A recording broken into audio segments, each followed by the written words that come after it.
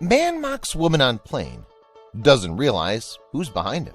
She was trying to fight back the tears, but she just couldn't take it anymore. She couldn't handle it anymore. She looked away and out of the nearby window and tried to calm herself down. But then she heard someone. She turned back to look and saw him standing there, taking her abuser down a notch. What she didn't realize is that this man was itching to make a move. Savannah Phillips felt that she was a passionate woman. She worked hard both in her job and as a mother.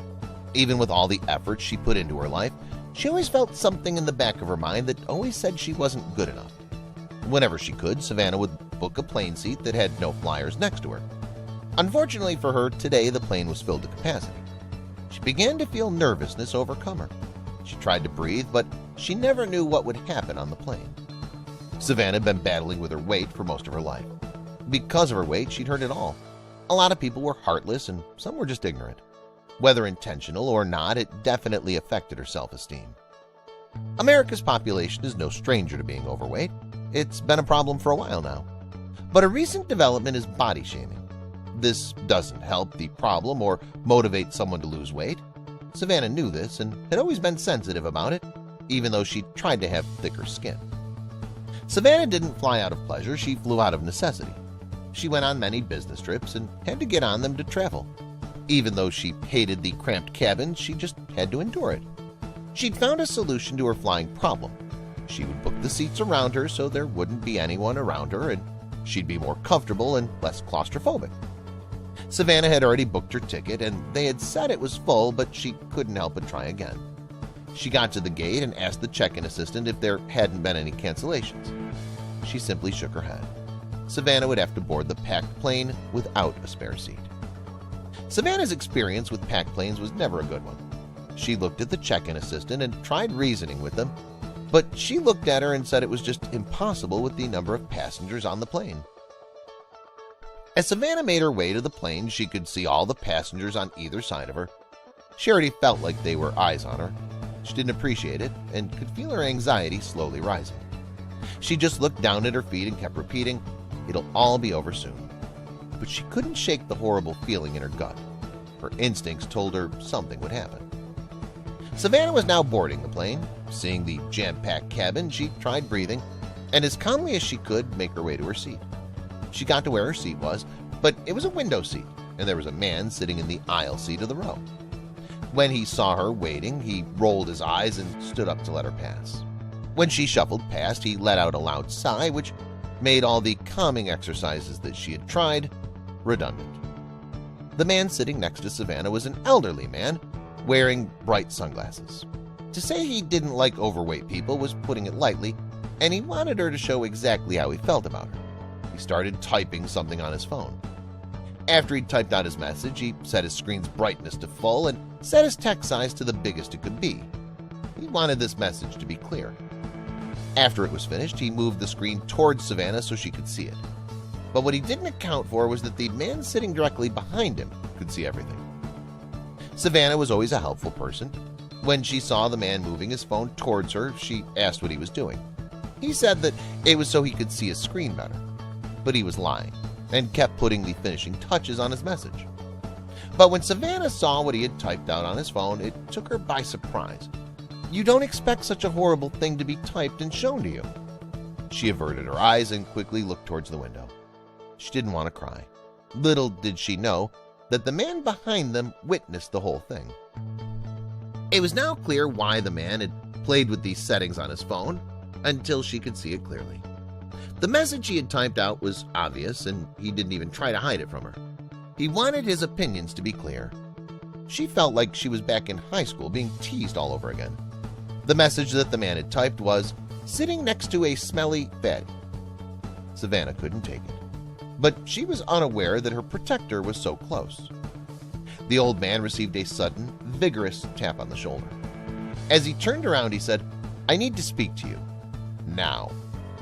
Startled, he rose and followed the young gentleman down the aisle. Angry, Chase Irwin spoke firmly. "We're switching seats now," he ordered. Taken back by his confrontation, the old man cowardly agreed. Sitting back down, Chase addressed the tearful Savannah. Then he really became a hero to many. On the plane ride, Savannah and Chase began to talk. Savannah couldn't contain her gratitude, but all she learned of Chase was his name, profession, and that he was a parent too. When they landed, Savannah felt compelled to share their story, but she couldn't find Chase on social media. So she wrote a powerful Facebook post and urged people to share the post until Chase was found. But she didn't expect the response she received. Savannah's post began, "I am only sharing the story of what happened to me today in hopes that the person who stuck up for me will somehow be recognized." We sat on the runway waiting for the okay to take off for about 10 minutes. I sat there unable to stop silently crying. I was scrunching myself up against the wall as far as I could, she continued. The guy next to me takes out his headphones. Someone behind us says, "We're switching seats now." The guy next to me says, "Okay, why?" And I hear someone say, removing curse words, "You're texting about her and I'm not putting up with that." Savannah was taken aback by how many likes, shares, and comments her post received. Many users wrote encouraging comments stating that Savannah was beautiful just the way she was and to not let the rude man's personal opinion affect her. Many users also praised Chase for his actions and said that his good deed needed to be acknowledged, and they were determined to find him. It wasn't long before Facebook sleuth identified Chase Irwin by looking for the page of the restaurant he managed, Dirk's Bentley's Whiskey Row Bar and Restaurant in Nashville.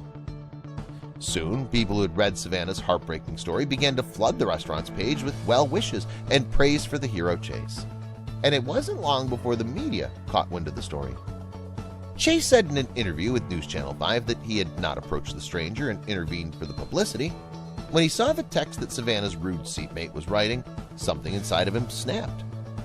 "I was going to wait until the end of the flight to say something, but I could not have this guy sit next to her the whole flight and her thinking he's making fun of her," Chase said. "It really gets to me deep down when I see someone crying, and when I saw her crying, it really hit me hard, and I actually got sick to my stomach." Chase had been paying attention to the situation from the start. He sensed that a situation would unfold as the elderly man was excessively rude to her. As soon as he'd seen the text, Chase knew he couldn't let this old man get away with hurting another person so badly. But he had no idea how much of a difference his act of kindness would make. The rude man had written, "Hey babe, sitting next to a smelly fatty. She's overflowing onto my armrest. I think I'm going to be sick." Chase couldn't believe what he was seeing. "I began noticing her wiping tears and my heart sank," Chase confessed in an interview with Inside Edition. He knew he had to do something. He took a short video of the man on Snapchat and wrote, "This guy, probably mid-50s, just texted his wife that he's sitting next to a smelly fatty and was about to vomit. I watched her read his text and is now looking sad." Deliberating over whether he should confront the man right then and there, he added, "Should I just say something when landing?" Then he decided he wasn't going to tolerate it. In an interview with local news, Chase mentioned how he had hated discrimination. When he'd seen what the elderly man was writing, he had to act on it. But instead of waiting to have a word with him when the plane landed, he called a flight attendant over to let her know what he was about to do. Then he confronted him. According to Chase, he approached the fat shamer and ordered him to swap seats with him now. At first, the man was confused, assuming that Chase was offering a better seat. He thanked him and asked why, but Chase was about to set him straight. "Because you're a heartless person," Chase told him. "I read your text, and the girl next to you, crying, also read your text. And you should really take into consideration other people's feelings." That certainly kept the old guy quiet. Then, before the rude man could say anything else, he sat down next to Savannah. "He encouraged me not to let that guy get to me, and that everything was going to be fine," Savannah recalled. He said he happened to see the guy's text messages, and he started shaking. He was so mad, and he knew he had to do something. He stopped the flight attendant and told her what he was about to do. Savannah's Facebook post garnered over 7,000 comments and 1,300 shares. And when Chase was located by his Facebook fans, he was inundated with messages thanking him. Posting a story about the incident to Facebook, Dirk's Whiskey Row said it was so proud to share the story about Chase. "Thank you to everyone who's messaged us regarding the story," the company said. "It's warmed the heart of our entire team." But how does Savannah feel now? "I would like to add that I do forgive him," Savannah said in an interview. "I've said lots of things in my life that I shouldn't have, just like everyone else. If I hated him, I would not be any different, and it's vital to respond with love. Only love brings change in the world. Savannah said that neither she nor Chase have spoken with the man again. She doesn't even know who he is. And I really don't want to know. I don't want this story to be about him. My goal was for it to be about Chase and how we should all be brave like he was and stand up for others. Thanks to Chase's kindness and Savannah's post, they helped raise awareness for the victims of body shaming, an issue which has now been brought to the forefront of people's consciousness. Body shaming is an abhorrent practice that should be stopped. Chase will always remain a true hero in Savannah's eyes, as well as many others, we're sure.